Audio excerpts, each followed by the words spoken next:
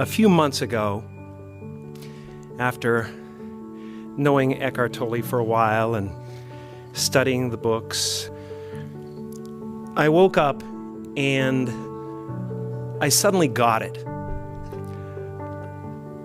I understood suddenly how thought was just an illusory thing. And how thought is responsible for, if not all, most of the suffering we experience. And then I suddenly felt like I was looking at these thoughts from another perspective. And I wondered, who is it that's aware that I'm thinking? And suddenly I was thrown into this expansive, amazing feeling of freedom from myself, from my problems. I saw that I was bigger than what I do. I was bigger than my body.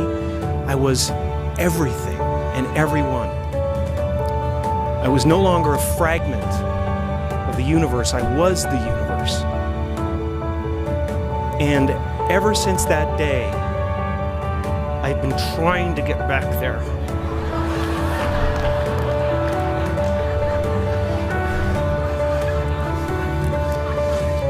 It comes and goes. It's like riding a wave. Sometimes I'm on, sometimes I'm off. But at least I know where I want to go. And that I want to take as many people with me as I possibly can, because the feeling is amazing.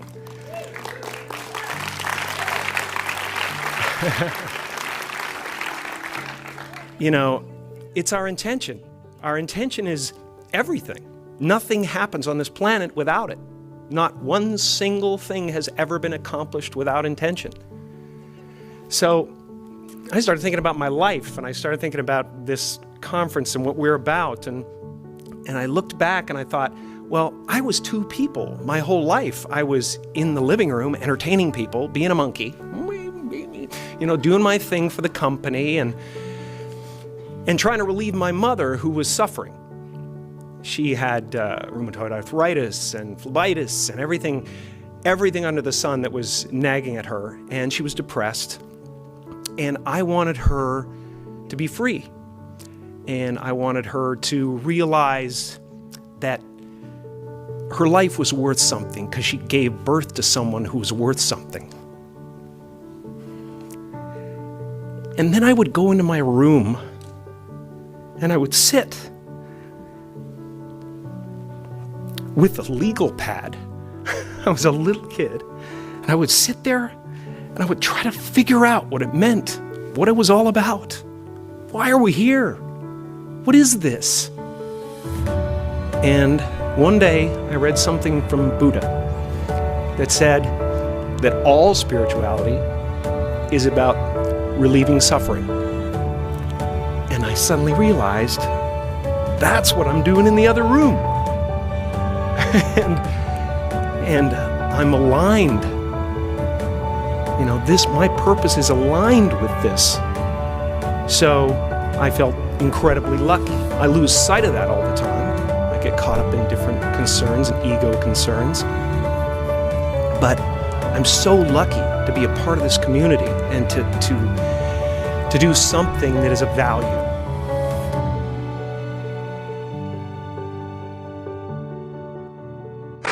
You are the vanguard of knowledge and consciousness, a new wave in a vast ocean of possibilities. On the other side of that door, there's a world starving for new ideas, new leadership. I've been out there for 30 years. Now, fear is going to be a player in your life, but you get to decide how much. You can spend your whole life imagining ghosts, worrying about the pathway to the future, but all there will ever be is what's happening here, and the decisions we make in this moment, which are based in either love or fear. So many of us choose our path out of fear disguised as practicality.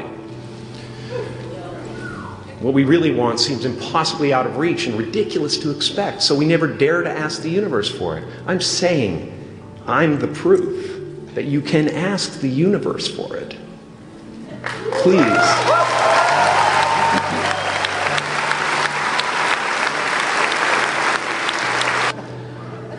My father could have been a great comedian, but he didn't believe that that was possible for him.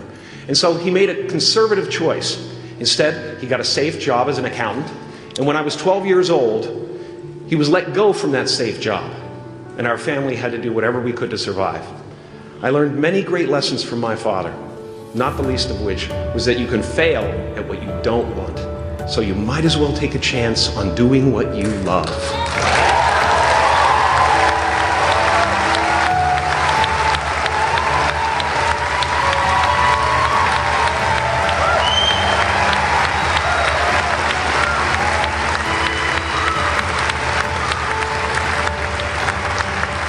It's not the only thing he taught me, though. You know, I watched the effect of my father's love and humor and how it altered the world around me. And I thought, that's something to do. That's something worth my time. And he treated my talent as if it was his second chance. When I was about 28, after a decade as a professional comedian, I realized one night in LA that the purpose of my life had always been to free people from concern, just like my dad. And when I realized this, I dubbed my new devotion the Church of Freedom from Concern. The Church of FFC.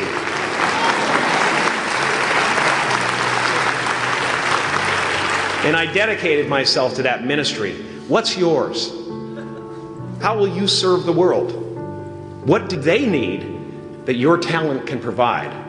That's all you have to figure out. As someone who's done what you're about to go and do, I can tell you from experience, the effect you have on others is the most valuable currency there is.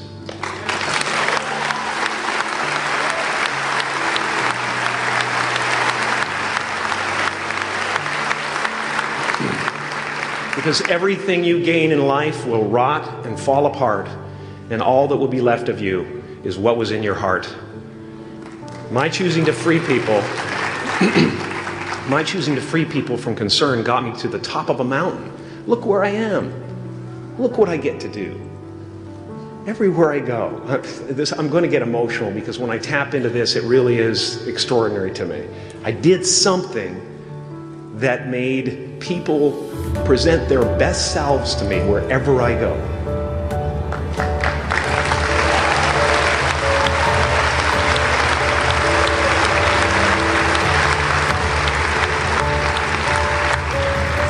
I am at the top of the mountain, and I was, and the only one I hadn't freed was myself, and that's when my search for identity deepened. I wondered who I'd be without my fame. Who would I be if I said things that people didn't want to hear? But you guys are so ahead of the game. You already know who you are. And that peace that we're after lies somewhere beyond personality, beyond the perception of others, beyond invention and disguise, even beyond effort itself. You can join the game, fight the wars, play with form all you want, but to find real peace, you have to let the armor go. Your need for acceptance can make you invisible in this world. Don't let anything stand in the way of the light that shines through this form. Risk being seen in all of your glory. But there's always part of our minds that knows this can't go on forever. Part of us always knows that we're just a doctor's visit away or a phone call away from being starkly reminded with the fact of our own mortality, or of those closest to us. Now, I'm sure many of you in this room have experienced this in some form. You must know how uncanny it is to suddenly be thrown out of the normal course of your life and just be given the full-time job of not dying or caring for someone who is. the one thing people tend to realize at moments like this is that they wasted a lot of time when life was normal. Okay, and it's not just what they did with their time. It's not just that they spent too much time working or compulsively checking email. It's that they cared about the wrong things. They regret what they cared about. Their attention was bound up in petty concerns. Year after year, when life was normal. And this is a paradox, of course, because we all know this epiphany is coming. Don't you know this is coming? Don't you know that there's going to come a day when you'll be sick or someone close to you will die, and you'll look back on the kinds of things that captured your attention, and you'll think, what was I doing? You know this, and yet if you're like most people, you'll spend most of your time in life tacitly presuming you'll live forever. I mean, it's like watching a bad movie for the 4th time. Or bickering with your spouse. These things only make sense in light of eternity. I mean, there better be a heaven if we're going to waste our time like that.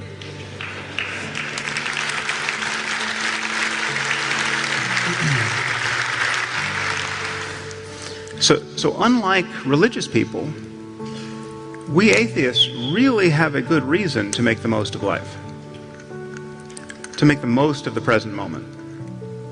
Because even if you live to be 100, there's just not that many days in life. It is always now. However much you feel you may need to plan for the future, to anticipate it, to mitigate risks, the reality of your life is now. Now, this may sound trite. This may sound perilously close to what Dan called deepity in his talk. But the past is a memory. It's a thought arising in the present. The future is merely anticipated. It is another thought arising now. Okay, what we truly have is this moment and this. And we spend most of our lives forgetting this truth, repudiating it, fleeing it, overlooking it. And the horror is that we succeed. We manage to never really connect with the present moment and find fulfillment there because we are continually hoping to become happy in the future. And the future never arrives. Now, even when we think we're in the present moment, we're in very subtle ways always looking over its shoulder, anticipating what's coming next. We're always solving a problem. And it's possible to simply drop your problem, if only for a moment, and enjoy whatever is true of your life in the present. It's yours. You got a ball, Sophia. You can play with it outside. Alright, Sophie, here's your next one. Oh, this is your favorite. Look at this. Oh, this is her favorite. She cried. I know, I heard. Jay's back up. She cried. Here, get this one. Mom hit it. So she hit it and then she found it. Here, it's ripped right there. Oh yeah, see, it's ripped right here.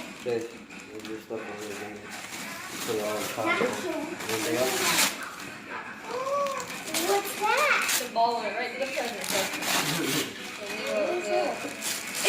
It's the microwave she cried over. Oh, really? Yeah. Mom can tell you all about it. She laid Sophia, on it. can I see it? That's how much she wanted it. Sophia, look at Mommy. Is that the microwave? Is that your Minnie Mouse? So she's like, just look. Sophia, we'll open it in a minute. Let's open the rest of your presents. Wait, this is the one that I Just got. give it to David. We'll open it in a minute.